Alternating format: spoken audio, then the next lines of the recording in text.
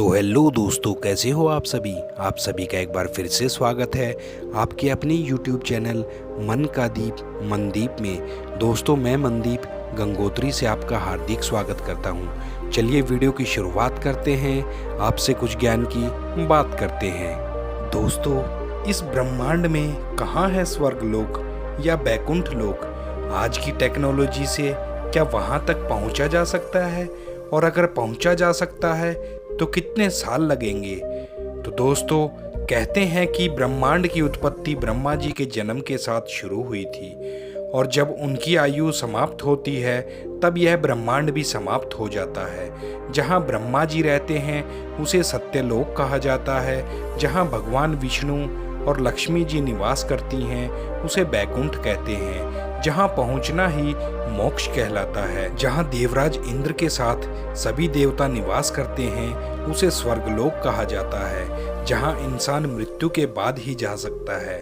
सभी लोग इसी अंतरिक्ष में मौजूद हैं, लेकिन उन्हें देखा नहीं जा सकता, या ये भी कह सकते हैं कि सभी लोग पृथ्वी से इतनी ज़्यादा दूर हैं कि वहाँ तक पहुँचना ही संभव नहीं है। पृथ्वी से इन सभी लोगों की दूरी का जो अंदाज़ा लगाया गया है उसके मुताबिक अगर आज की टेक्नोलॉजी से हम बैकुंठ तक पहुंचने की कोशिश करें तो तकरीबन 12 से 14 लाख साल हमें समय लग जाएगा। यानी आज की टेक्नोलॉजी से हम इन लोकों तक नहीं पहुंच सकते। आइए अब इसे थोड़ा विस्तार से जानते हैं। पृथ्वी से ध्रुव लोक तक की दूरी।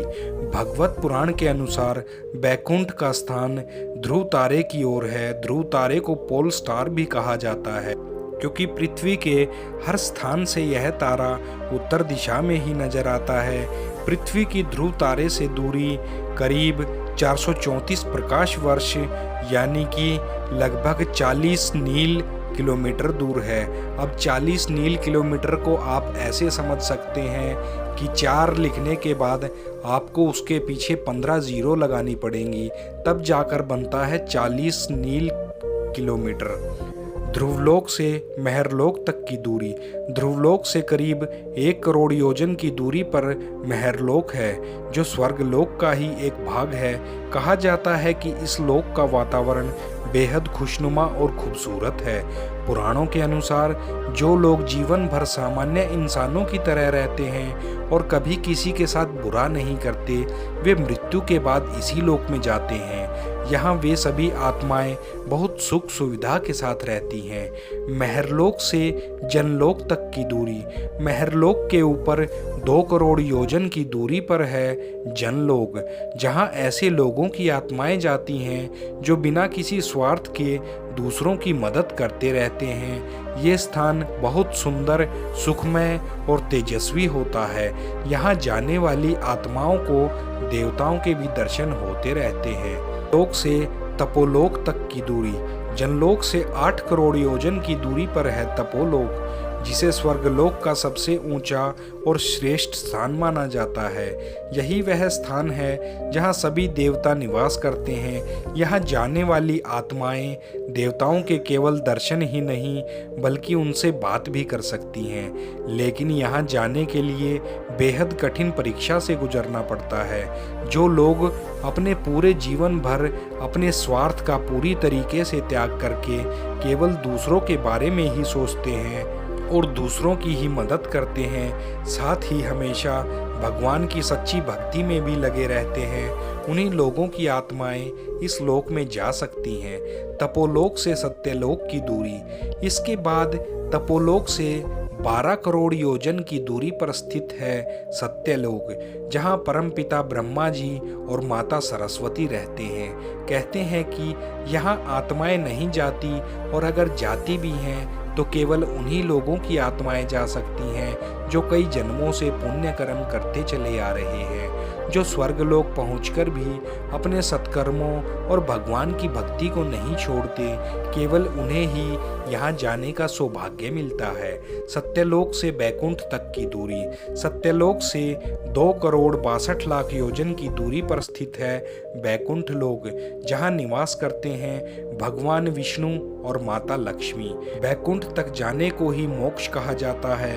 यहाँ जैसी सुख सुविधा और कहीं भी नहीं है। इसलिए लगभग हर इंसान का अंतिम लक्ष्य मोक्ष को ही प्राप्त करना होता है और यही अंतिम सत्य भी है, क्योंकि यहाँ जाने के बाद जन्म मरण के बंधन से मुक्ति मिल जाती है। इसलिए बैकुंठ को ब्रह्मांड का अंत भी कहा जाता है। हालांकि पुराणों के अनुसार बैकुंठ से भी एक लोक और ऊपर है जिसे गोलोक कहते हैं।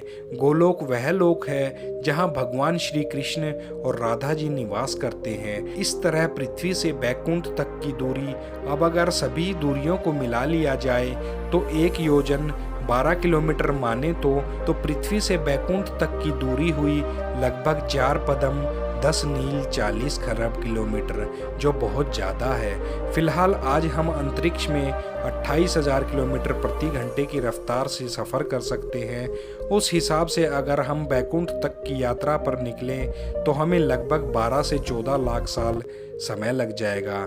यानी कि आज की टेक्नोलॉजी के हिसाब से हम बैकुंठ तक पहुंच ही नहीं सकते और आगे भी कोई ऐसी टेक्नोलॉजी विकसित नहीं की जा सकती। लेकिन हम सब ये आज तक सुनते आए हैं कि नारद जी नारायण नारायण का जाप करते हुए भी सभी लोकों में यात्रा कर सकते थे। वहीं गुरु वशिष्ठ, गुरु विश्वामित्र आदि जैसे महान ऋषि भी सशरीर कई बार पृथ्वी से स्वर्गलोक तक की यात्रा करते थे और वहां होने वाली सभाओं में हिस्सा लेते थे।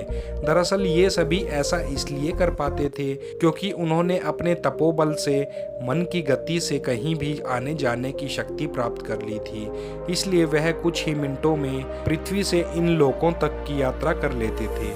यानी भौतिकता या टेक्नोलॉजी के सहारे तो कभी नहीं, लेकिन धर्म, अध्यात्म, भक्ति, योग और पुण्य कर्मों के रास्ते से वहां पर क्षण भर में पहुंचा जा सकता है। जय श्री कृष्णा।